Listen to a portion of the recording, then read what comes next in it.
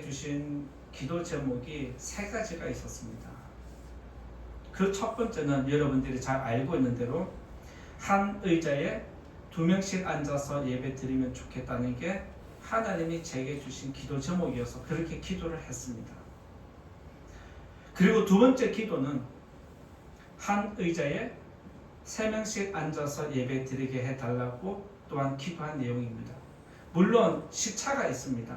이것이 이루어져야 그 다음에 이것도 이루어질 것이기 때문에 하나님이 이거는 채워준다는 게 확신이 드니까 하나님 그 다음에는 당연히 한 의자에 3명씩 앉게 해달라고 기도해야지 라고 해서 하나를 주셨는데 하나가 덤으로 얹어지게 되었습니다.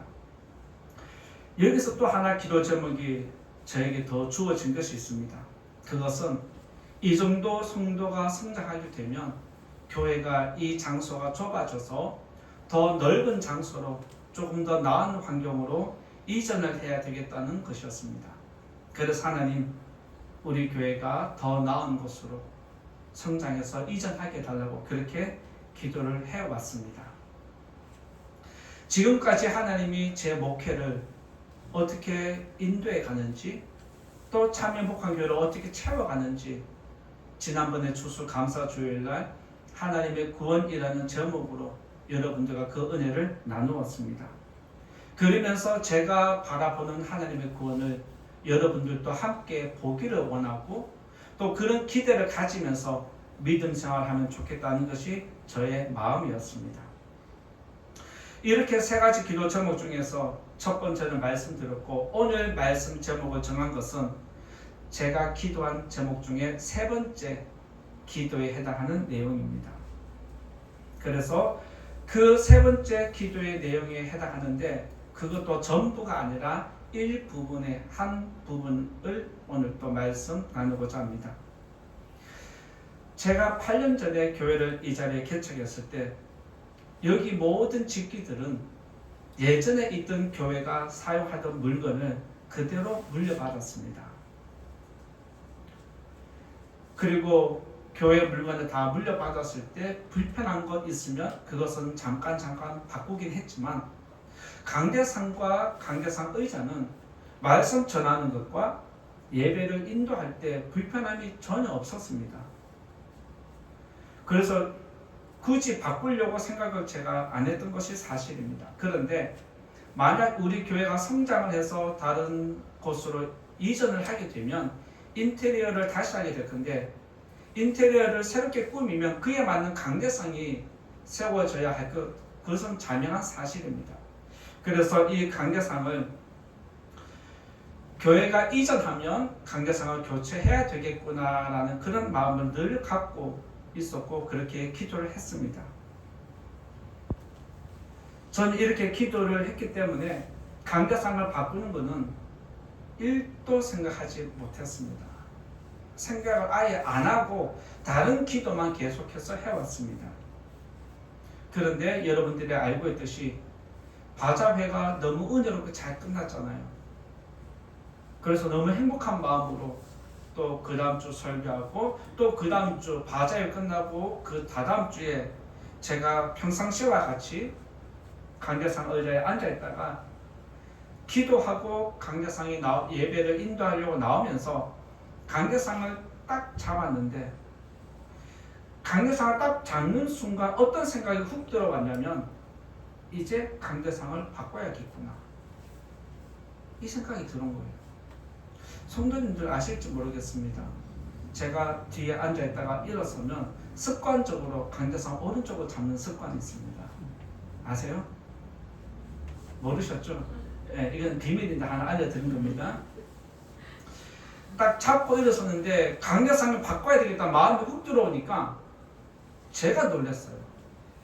왜냐하면 강대상을 교체하는 것은 이전한 다음에 생각을 했고 1도 생각을 안 하고 전혀 기도도 안 했고 최근에 강대상에 대해서 강대상이라는 단어를 떠올린 적도 없었거든요. 근데 갑자기 그 단어가 훅 들어오니까 너무 부담스러운 거예요. 당황스러운 거예요. 그러면서 찬양을 부르면서나 예배를 인도하면서 하나님 왜 이 마음을 주셨습니까? 라고 질문을 계속해서 드렸어요. 그러다가 너무 또 깊이 가면 예배에 설교에 방해가 돼서 일단 하나님 멈추겠습니다 하고 멈추고 계속 나중에 묻겠다라는 식으로 얘기를 하면서 그냥 예배 인도에 집중했는데, 이렇게 예배를 끝나고 하루가 지나고 또 하루가 지나고 또 하루가 지났는데 하나님 어떻게 하시려고 이 마음을 주셨나라고 계속 생각을 하는 중에 갑자기 한 분이 제가 떠올랐어요. 혹시 이분을 연락하라는 건가? 라고 하면서 제가 안부차 그냥 전화를 드렸습니다. 전화를 드렸는데 너무 충격적인 게 그분이 전화를 받자마자 너무 놀라시는 거예요. 저도 전화를 하고 놀래고 그분도 전화를 하고 놀래서 왜 그래 놀래냐 그랬더니 그분이 이렇게 얘기를 하신 겁니다.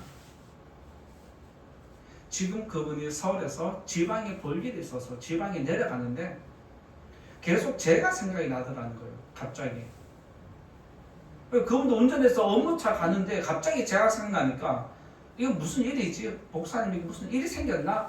불안한 마음이 자꾸 생각이 나서 전화를 할까 말까 고민했다는 거예요.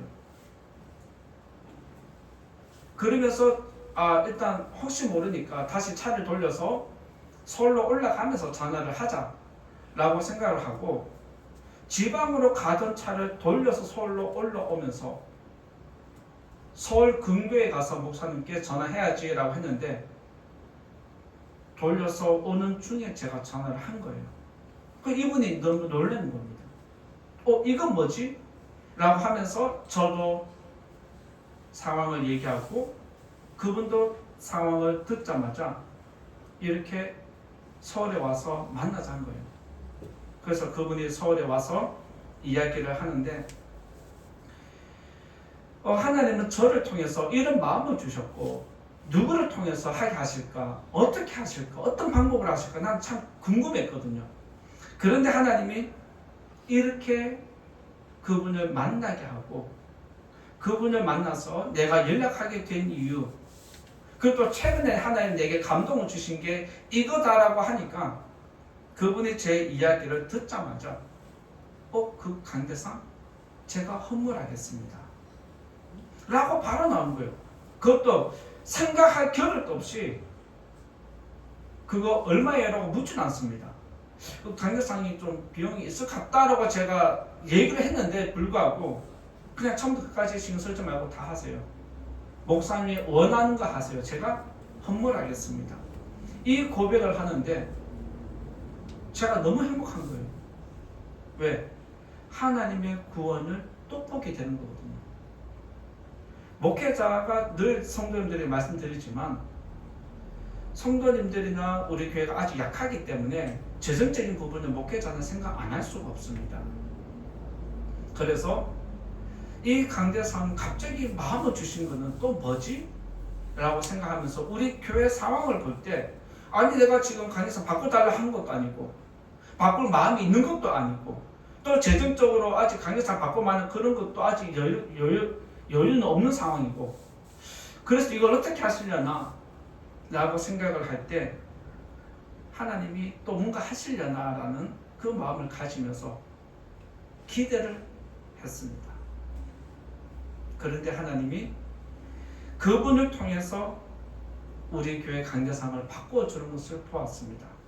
그러면서 그분이 무슨 얘기를 하냐면 하나님이 지방을 내려가는데 업무를 주중에 또 보면 되니까 그냥 서울로 돌아가려고 자꾸 마음을 주셔서 차를 돌렸다는 거예요. 그러면서 연락을 하면 하나님이 알아서 하시겠지 생각하고 차를 돌려서 저하고 얘기를 한 거예요. 그리고 그분이 하나님이 아마 목사님을 만나게 한 것도 아마 이 문제를 해결하기 위함이 아닌가. 하나님이 저를 통해서 참여복한 교회 강대상을 바꾸도록 하신 거라고 그렇게 믿음으로 고백한 것을 들었습니다. 그렇게 해서 그 고백이 그때 그 상황이 오늘 여러분들이 보고 있는 뜻대로 강대상과 의자가 완전히 새롭게 바뀌었습니다. 이 모든 게 하나님 은혜인 줄 믿습니다. 강대상만 바뀌었을까요? 제 정장도 바뀌었습니다. 처음 보셨죠? 네, 감사합니다. 이렇게 강대상을 새롭게 허락해 주신 하나님께 감사드리고, 강대상을 허물하게 하셨고 강대상을 바꾸게 하신 이유가 또 있을 거라 저는 믿습니다. 앞으로 참여복한 교회가 이 강대상이 바꾸어지면서 앞으로 어떤 일들이 일어날지 하나님의 구원과 하나님의 섭리를 기대하면서 다시 한번 하나님을 바라보는 우리 성도님 되시기 바랍니다. 그리고 또 이 강대상을 헌물해 주신 가정에 하나님께서 꼭 다른 것으로 채워주시기를 예수님 이름으로 축원드립니다. 그리고 또 이 와중에 제가 하나 감사한 것이 또 생겼습니다. 그게 뭐냐면 이것도 1도 생각 못한 거예요. 하나도 생각하지 못한 것들을 하나님이 이루어 주셨는데, 그게 무엇이냐면 성도님들이 마음을 모아서 강대상이 바뀌는데 이것도 바뀌어야 되지 않겠냐는 거예요. 그 마음을 모아서 여러분들 앞에 지금 보이듯이 사회자 단상이 또 새 곳으로 바뀌었습니다. 강대상과 사회자 단상이 하나가 될 수 있도록 여러분이 마음을 모아주신 것 다시 한번 교회 앞에 진심으로 감사를 드립니다. 오늘 우리 교회에 새로운 강대상이 세워진 것처럼 성도님들의 믿음도 말씀 위에 든든히 세워지기를 바라는 마음으로 오늘 또 하나님 말씀 나누고자 합니다. 첫 번째 말씀드릴 것은 말씀 앞에 모인다라고 저는 또 말씀드리고자 합니다. 믿음을 세우기 위해서는 첫 번째 말씀 앞에 모인다라고 말씀드리고자 합니다. 1절과 2절 같이 한번 읽어볼까요? 1절과 2절 같이 읽어보겠습니다. 시작. 이스라엘 자손이 자기들의 성읍에 거주하였더니 일곱째 달에 이르러 모든 백성이 일제히 수문화 광장에 모여 학사 에스라에게 여호와께서 이스라엘에게 명령하신 모세의 율법책을 가져오기를 청하매, 일곱째 달 초하루에 제사장 에스라가 율법책을 가지고 회중 앞 곧 남자나 여자나 알아들을 만한 모든 사람 앞에 이르러. 자, 1절에 보면 자기들의 성읍에 거주했다는 단어와 수문 앞 광장의 백성이 모였다는 것, 그리고 율법책 가져오십시오라고 요청을 했다는 것, 그리고 회중 앞에 남자나 여자나 모든 사람이 그 앞에 이르렀다는 것이 또 제가 말씀 전하는 내용의 핵심입니다.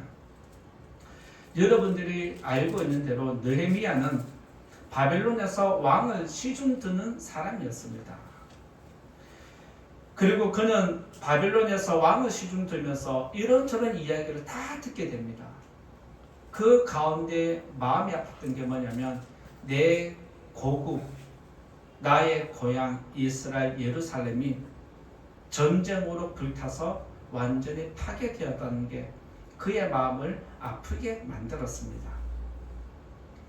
그리고 느헤미야는 내가 고국을 위해서, 하나님을 위해서 무엇인가 하고 싶은 마음이 일어났고, 그렇게 하려면 왕의 허락을 받고 고향에 다녀와야 한다는 것이었습니다.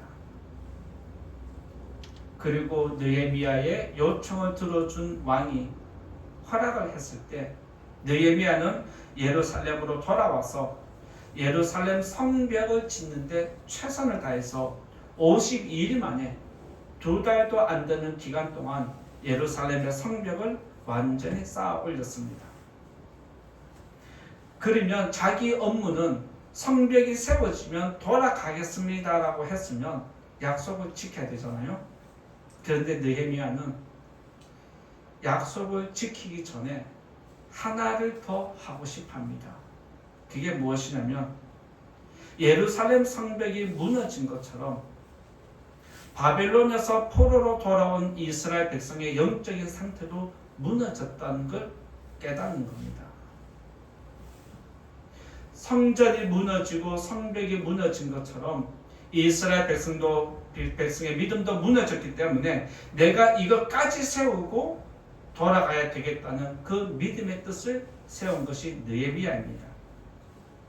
그래서 느헤미야는 이 백성을 믿음으로 이렇게 세워야 되겠는데 율법학자를 찾으니까 바벨론에서 돌아온 백성 중에 에스라가 있다는 것을 알게 됩니다. 그래서 그는 율법에 정통한 에스라를 초대합니다. 성경을 보면 에스라가 누구냐면 아론 제사장의 자손입니다. 아론의 16대 자손이 바로 에스라입니다. 에스라도 예루살렘이 멸망할 때 포로로 바벨론에 잡혀갔다가 거기서 느헤미야보다 먼저 돌아와서 자기 백성들을 가르치고 율법을 계속해서 연구하는 그런 삶을 살았습니다. 이렇게 느헤미야, 에스라는 바벨론의 포로로 잡혀갔지만 그 중에서도 율법을 포기하지 않았습니다. 말씀을 계속 지키는 사람이었고 율법을 연구할 뿐만 아니라 바벨론에 사는 백성들에게 율법을 가르치는 삶을 계속해서 살았습니다. 이렇게 느헤미야는 성전과 성벽이 무너진 것을 다시 일으켜 세우기 위해서 에스라를 초청하고 에스라를 통해서 말씀을 통해서 온 나라가 다시 믿음으로 회복되기를 원하는 것을 꿈꾸었습니다. 그리고 느헤미야와 에스라가 언제 말씀을 전하면 좋을까라고 했을 때 그들이 영적인 부흥회를 7월 초하루 7월 첫째 날에 영적 부흥을 하면 좋겠습니다 라고 뜻을 정합니다. 그것이 오늘 말씀에 있는 7월 초하루라는 단어입니다. 7월 초하루라고 얘기를 하면 여러분들이 기억을 하실지 모르겠습니다. 7월 1일은 이스라엘의 절기입니다. 혹시 어떤 절기인지 아실까요? 7월 1일은 이스라엘이 절기를 지키는데 이때는 나팔절이라는 절기입니다. 이렇게 에스라와 느헤미야가 7월 1일 날 나팔절이라는 절기를 지킬 거니까 백성들은 다 모이라고 그렇게 소문을 냅니다. 그때 이스라엘 백성들이 1절에 있는 말씀 보면 자기들의 성읍에 거주했던 백성들이 절기를 지킨다는 소식을 듣고 그날에 하나둘 모여들기 시작합니다. 그러면서 그들이 함께 모여서 에스라에게 하나님 말씀을 가르쳐 주십시오. 우리가 말씀대로 살지 못해서 포로로 잡혀가고 비참한 삶을 살다가 이제 돌아왔으니까 이제 우리가 믿음을 회복하고 이제는 말씀대로 살겠습니다. 말씀을 가르쳐 주십시오라고 그들이 에스라에게 요청을 했습니다. 이스라엘 백성이 바벨론의 포로로 잡혀가고 돌아오기까지 70년이 걸렸습니다. 70년이라면 한 세대가 바뀌는 시대입니다. 부모님이 자기 자녀에게 포로로 잡혀가 생활하면서 계속해서 가르친 것이 무엇이냐면 하나님이 예레미야 선지자를 통해서 예언한 게 있는데 70년이 채워지면 너희들은 예루살렘으로 돌아갈 거야 라고 계속해서 신앙교육을 한 것입니다. 이렇게 이스라엘 백성들은 비록 70년이 지나도 바벨론 땅에서 자기 믿음을 지킬 수 있다는 게 확인이 된 것입니다. 여러분들이 아시는 대로 이스라엘 백성이 존재하는 이유가 무엇일까요? 그것은 하나님 말씀을 지키는 겁니다. 하나님 말씀을 지킬 뿐만 아니라 나의 자녀들에게 물려주는 것이 그들에게 주어진 사명이었습니다. 그래서 하나님은 세상 종말까지, 세상이 끝날 때까지 자손의 자손을 통해서 계속해서 이 말씀이 흘러가기를 원하셨습니다. 하나님은 유대인이라는 한 민족을 통해서 말씀을 지키게 하셨고 그 민족을 통해서 세상 끝까지 말씀이 유지되게 하셨는데 유대인들은 말씀을 지키기 위해서 자기 생명도 포기하는 모습이 나타납니다. 여러분들은 이 말씀을 지키기 위해서 내 생명 포기할 수 있을까요? 많은 선교사들이 또 이 땅에 왔던 선교사들이 말씀을 지키려고 말씀을 전하려고 하다가 한 번도 전해보지 못하고 며칠만 전하다가 이 땅에 왔다가 허무한 죽임 당한 거 얼마나 많았습니까? 그들은 말씀을 위해서 자기 생명을 던졌는데 결국에는 그 말씀이 뿌리를 내리면서 열매들로 나타난 것이 이 땅의 한국 교회입니다. 따라서 유대인에게 이스라엘 백성들에게 말씀은 곧 하나님이었습니다. 자기 생명과 바꿀 만큼의 위대한 신적인 존재였습니다. 그리고 신약 성경에서도 예수님은 곧 말씀이다라고 가르쳐 주었습니다. 말씀이 곧 하나님이고 하나님이 곧 말씀이고 말씀이 곧 예수님이고 예수님이 곧 말씀이다. 그래서 말씀과 하나님은 동일하십니다. 말씀과 하나님은 분리되지 않습니다. 따라서 저와 여러분의 믿음 생활에도 말씀이 있다라면 하나님과 함께 동행하는 삶을 사는 것입니다. 여러분들이 하나님과 나와 함께 해달라고 기도하시잖아요. 하나님 오늘 또 우리와 함께 해달라고 기도하시잖아요. 그게 무엇이냐면 말씀으로 함께하는 것입니다. 여러분의 심령에 말씀이 함께하면 하나님이 여러분들과 함께하는 것과 같은 맥락입니다. 이렇게 해서 7째 달 초하루에 온 백성들이 함께 모였습니다. 앞에서 잠깐 말씀드린 대로 7월 초하루는 나팔절인데 나팔절에 나팔을 부는 것은 각자의 삶 속에서 열심히 살아가는 백성들을 불러내는 것입니다. 나팔을 불면 이스라엘 백성들은 자동적으로 예루살렘에 모이는 것이 그들의 신앙생활이었습니다. 나팔절에 나팔을 불면 백성이 모이는데 이 나팔절에 백성이 모이는 것이 바로 예수님의 재림과 연결이 됩니다. 예수님이 재림하실 때 나팔 소리가 난다라고 그렇게 성경에 기록해 놓았습니다. 예수님이 재림하실 때 천사가 나팔을 부는 것은 전 세계에 흩어져 있는 하나님의 백성들을 불러 모으는 것과 같은 의미입니다. 그리고 이때는 살아있는 사람들만 모이는 것이 아니라 예수님이 재림하실 때 나팔을 불면 죽었던 자들이 다시 일어나서 그들이 예수님 앞으로 모인다는 것이 성경의 기록입니다. 그래서 나팔절에 나팔을 불어서 백성이 모이면 그 백성들이 어디로 가냐? 천국으로 그대로 입성하는 것이 바로 성경에 예언되어 있는 말씀입니다. 이것이 종말입니다.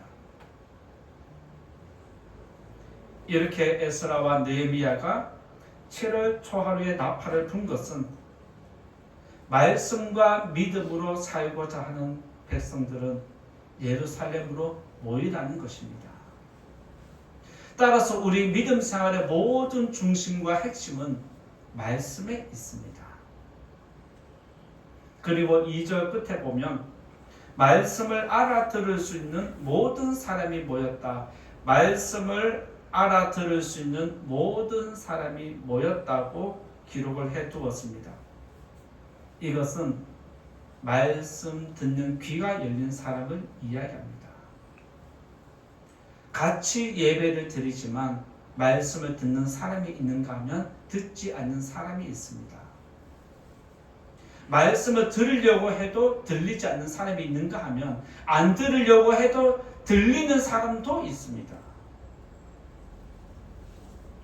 말씀에 귀가 열리고 믿음으로 살고자 하는 백성은 말씀 앞에 모인다는 것을 기억해야 합니다. 이 자리에 계신 성도님들, 오늘 주일입니다. 교회 왜 나오셨을까요? 예배 드리러 나오셨죠. 예배 드리러 나오셨는데 예배 중심에 뭐가 있는지 아십니까? 말씀이 있습니다. 믿으시기 바랍니다. 우리 주보 순서를 한번 보십시오. 주보 순서를 보면 어느 교회를 가든지 주보 순서를 보면 일반적으로 예배 순서 중간에 뭐가 있냐면 항상 말씀이 자리 잡고 있습니다.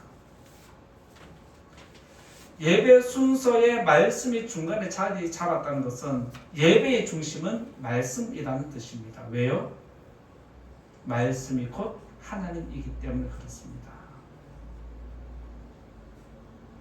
그래서 말씀을 귀담아 잘 듣는 사람은 하나님을 영접하는 것과 같은 것입니다.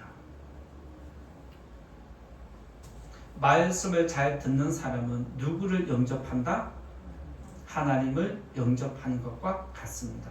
반대로 말씀드리면 말씀을 안 듣는 사람은 누구를 거부하는 것일까요? 하나님을 거부하는 것입니다. 얼마나 모순된 모습입니까? 예배 드리러 온 자리에 하나님을 영접하러 온 자리에 하나님을 내가 지금 거부하고 있습니다. 이런 일들이 예배 중에도 일어나고 있습니다. 여러분들이 하나님과 함께 하기를 원한다면 말씀을 잘 들으셔야 합니다. 목회자인 제가 여러분에게 설교하는 게 아닙니다.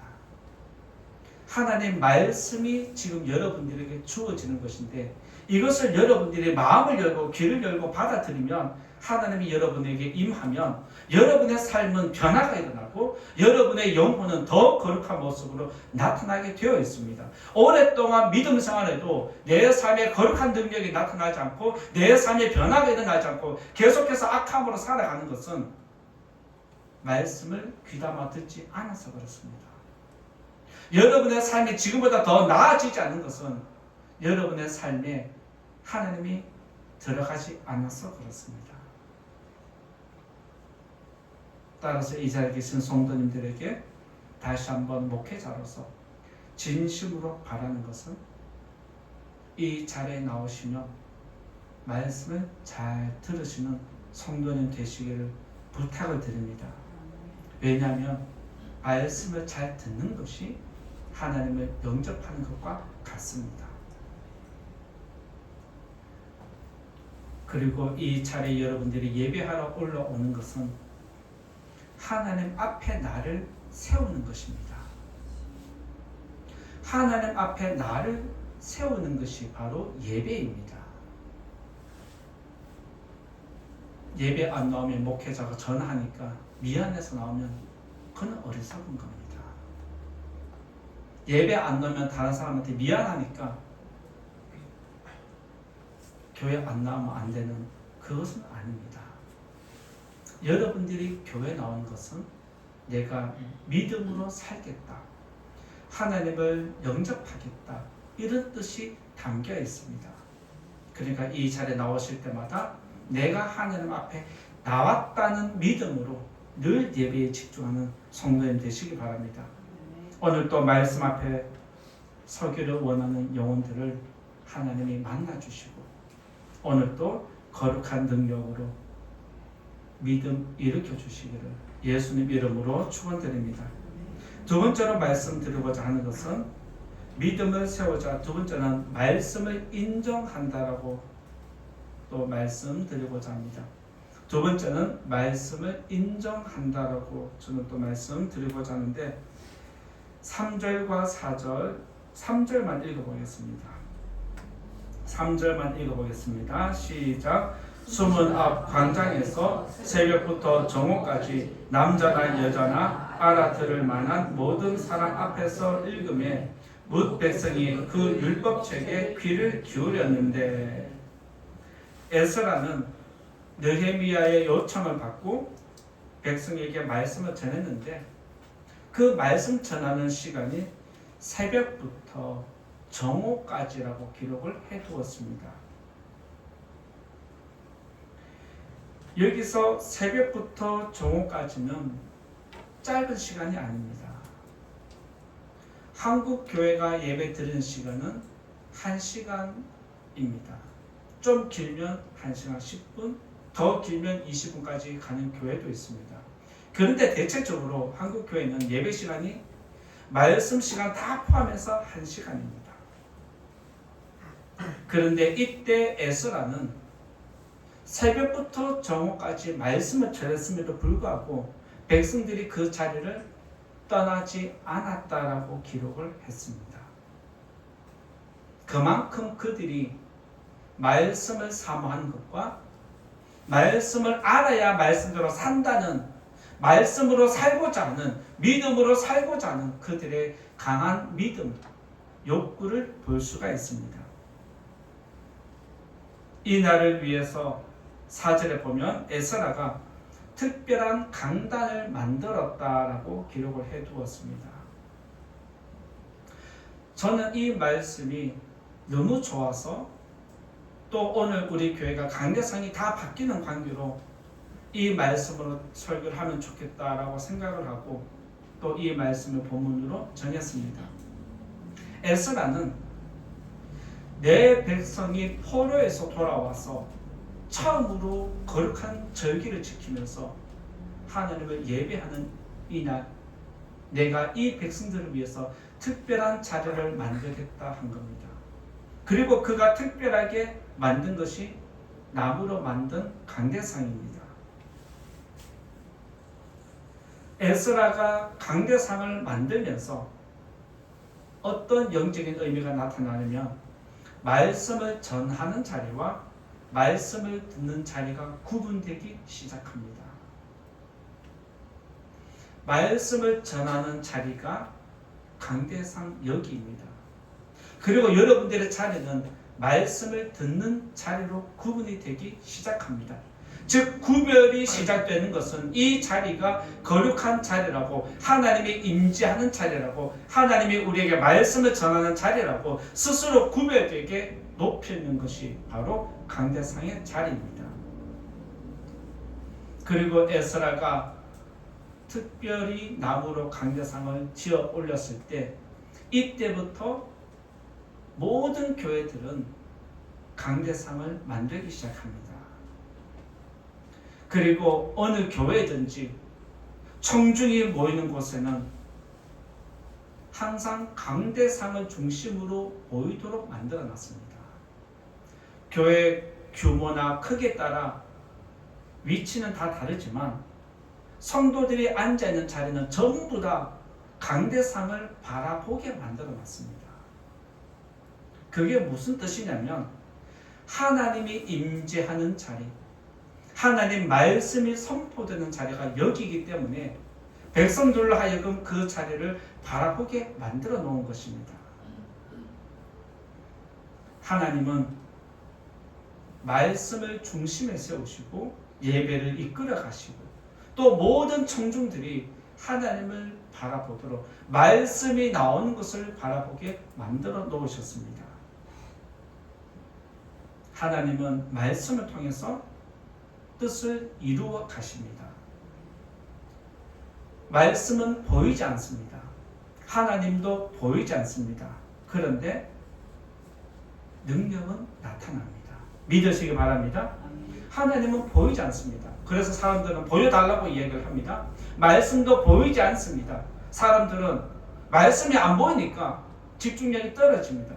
관심이 식어지기도 합니다. 그런데 말씀이 선포되는 것에는 하나님의 능력이 나타납니다. 에스라가 책을 펼칠 때에 이스라엘 백성들의 모습이 자세히 기록되어 있습니다. 5절과 6절 한번 읽어볼까요? 5절과 6절 말씀을 대하는 백성의 태도가 어떤지 같이 읽어보겠습니다. 5절 6절 시작. 에스라가 모든 백성 위에 서서 그들 목전에 책을 펴니 책을 펼 때에 모든 백성이 일어서니라. 에스라가 위대하신 하나님 여호와를 송축하며 모든 백성이 손을 들고 아멘 아멘 하고 응답하고 몸을 굽혀 얼굴을 땅에 대고 여호와께 경배하니라. 몸을 굽혀 얼굴을 땅에 대고 여호와께 경배하니라. 이거 생각해 보니까 혹시 다른 종교 떠오르는 것 없습니까? 이슬람 종교가 이렇게 지금도 예배하고 있습니다. 그들은 알라 신을 섬길 때 사원에 들어가면 완전히 엎드려서 절을 합니다. 얼굴을 땅에 대고 절을 합니다. 그런데 이와 비슷한 종교가 또 있습니다. 우리나라의 불교입니다. 그들은 신을 섬길 때 나는 티끌과 같다는 의미로 완전히 바닥에 엎드립니다. 그리고 자기들이 섬기는 신을 최대한 추앙합니다. 이때 이스라엘 백성들도 하나님이 우리의 왕이라는 걸 인정하고 나는 티끌과 같은 존재라는 것을 인정을 하면서 하나님이란 존재가 없음에도 불구하고 말씀, 책을 펼 때 그 말씀이 곧 하나님인 것을 인정을 하고 그 앞에 바짝 엎드리는 것을 보게 됩니다. 즉 이스라엘 백성들의 믿음에는 말씀이 곧 하나님이라는 게 늘 신앙 교육이 되어 있던 것을 보게 됩니다. 그리고 에스라가 책을 펼칠 때 백성이 일어났다고 기록한 것은 바로 하나님을 말씀으로 인정한 것과 같은 것입니다. 이것은 자기 믿음을 표현한 것입니다. 우리가 예배를 시작할 때 자리에서 다 일어나잖아요. 왜 일어납니까? 그렇게 하라 하니까 따라서 일어나는 분들도 있을 거라 생각이 되어집니다. 우리가 예배를 시작할 때 자리에서 일어나서 하나님을 찬양하는 것은 이 자리에 하나님이 임재할 것을, 하나님이 이 자리에 임재하는 것을 우리가 기대하면서 영접하겠다는 마음도 있습니다. 그리고 하나님이 이 예배에 임재하시기 때문에 창조주를 영접하는 피조물의 겸손이 담겨 있습니다. 즉 창조주가 이 자리에 임하는데 피조물이 내가 앉아서 영접하면 되겠냐는 거예요. 나보다 높은 분이 오시면 그 자리에서 일어나서 영접하는 게 그분의 권위를 인정해 주는 것입니다. 그래서 우리들은 예배 드릴 때에 일어나서 찬송을 부르는 것은 하나님이 이 자리에 임재하시기 때문에 그의 권위를 인정해 주는 것입니다. 그리고 우리가 예배 마칠 때 일어나서 또 찬송을 부릅니다. 왜 그렇게 할까요?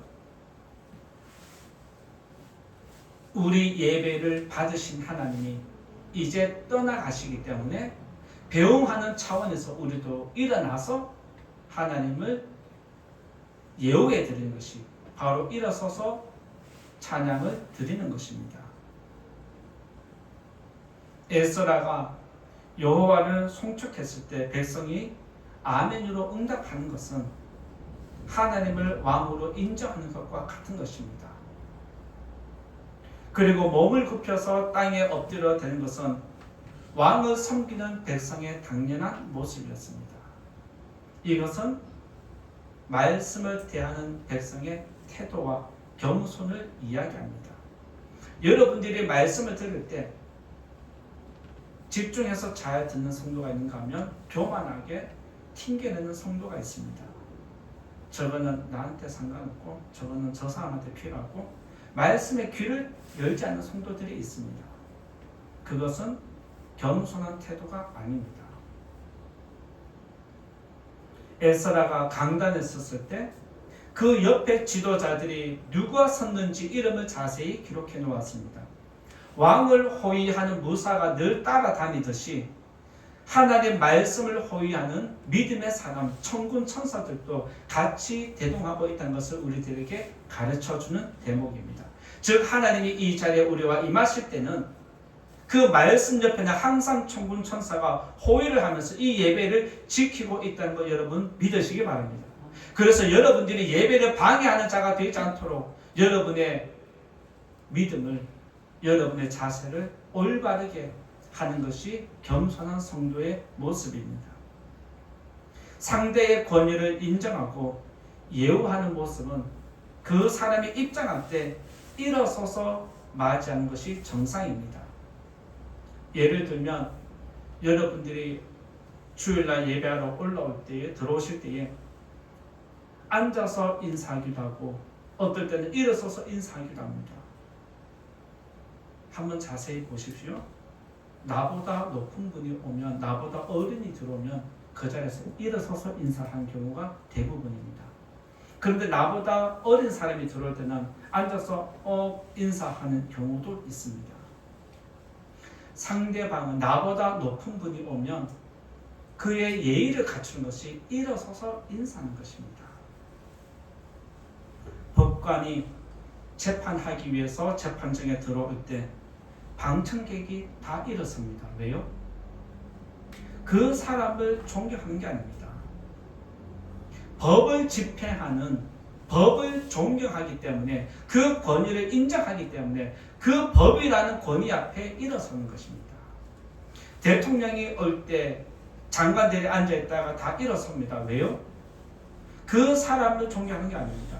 그 사람의 권위, 대통령이라는 권위를 인정하기 때문에 그 자리에서 장관도 일어나서 영접하는 것이 예의입니다. 이것이 바로 내가 당신 앞에 겸손한 사람입니다 라고 보여주는 것입니다. 예배 첫 시간과 마지막 시간에 일어서서 우리가 찬양을 부르는 것은 내가 피조물입니다. 하나님은 나를 창조하신 왕이십니다. 창조주이십니다. 이것을 인정하고 나를 낮추는 것이 바로 일어서서 찬양하는 것입니다. 그리고 우리가 예배 시간에 임하시는 하나님을 영접하는 것이 말씀을 듣는 것입니다. 말씀을 받아들이면 내가 하나님을 영접하는 것입니다. 그리고 영접하기 위해서 내가 어떠한 자세를 가져야 하는지는 겸손함으로 갖춰야 한다고 가르쳐 주십니다. 이 자리에 계신 성도님들, 말씀은 곧 하나님이다. 말씀을 잘 듣는 것이 하나님을 내가 영접하는 것이다.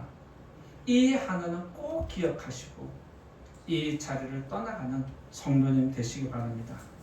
그리고 오늘 또 끝까지 말씀에 집중하고 예배에 집중하고 하나님을 영접해서 여러분의 심령이 더 건강해지고 믿음을 일으켜가는 성도님 다 되시기를 예수님 이름으로 축원드립니다. 이제 말씀을 정리하고자 합니다. 하나님은 말씀입니다. 말씀을 듣는 자세는 하나님을 대하는 자세와 똑같습니다. 여러분이 말씀을 무시하면 하나님은 여러분들 마음에 들어가지 않습니다. 하나님은 인격적인 분이시라고 성경에 늘 이야기하고 있습니다. 인격적인 존재는 서로 소통이 될 때 인격적인 게 인정이 되는 겁니다. 여러분이 하나님을 무시하면 하나님은 여러분과 소통이 되지 않습니다. 여러분이 예배 드릴 때 말씀을 잘 듣는 것이 바로 하나님과 소통한다는 것을 기억하시기 바랍니다. 오늘도 앞으로도 말씀에 집중하고 예배를 잘 드리면서 하나님을 영접하고 거룩한 능력이 여러분에게 나타나기를 예수님 이름으로 축원드립니다. 말씀 생각하면서 다 같이 기도하면 좋겠습니다. 오늘 우리에게 주신 말씀은 믿음을 세우자라는 것인데 믿음을 세우기 위해서는 말씀 앞에 모여야 되고